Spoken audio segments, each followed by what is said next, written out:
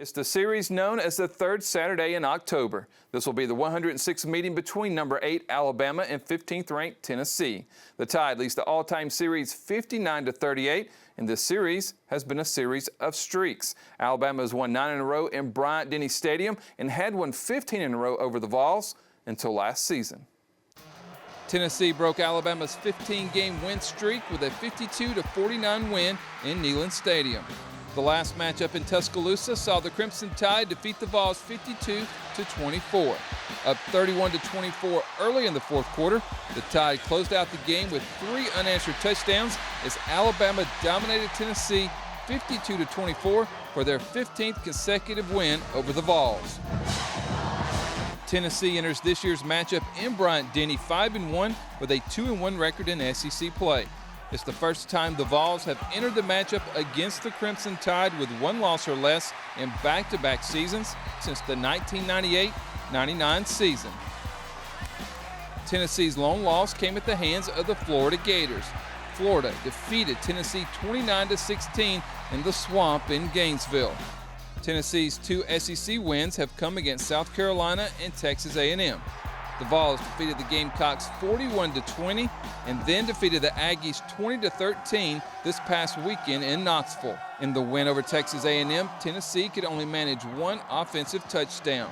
With Texas A&M up 7-0, Joe Milton connected with Jacob Warren for a 7-yard score to tie the game at 7. Texas A&M led 10-7 at the half, but the Tennessee defense only allowed a field goal in the second half, and the Vols special teams provided the game-winning score. D. Williams took the Aggies' punt all the way to the house, 39 yards to give Tennessee the lead for good. Tennessee had a tough time moving the ball through the air in that win over Texas A&M.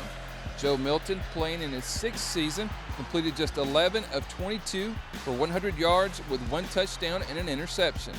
However, Milton did add 50 yards on the ground on 8 attempts as Tennessee rushed for 232 yards. He's got a strong arm.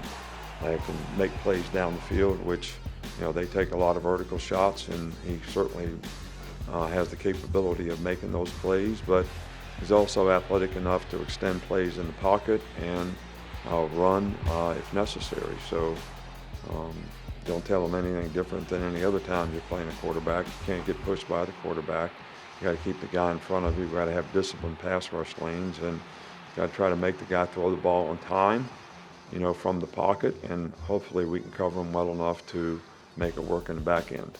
On the year, the Volunteers averaged scoring 36 points per game. That's 5 more than the Crimson Tide.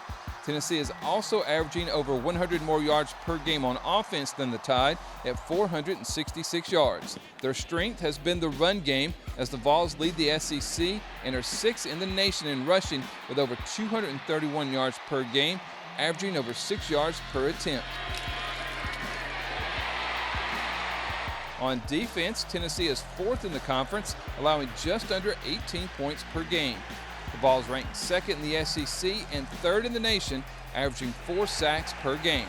Defensive lineman James Pierce Jr. is tied for 2nd in the conference with 6 sacks on the year. The Tide has a huge advantage in time of possession. Alabama is averaging almost 30 minutes per game, while Tennessee is dead last in the SEC and 129th in the nation at just 24 minutes and 35 seconds.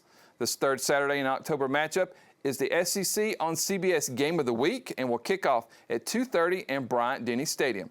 Reporting from the Crimson Tide production studio inside Bryant-Denny Stadium, I'm Christopher England with Tide TV.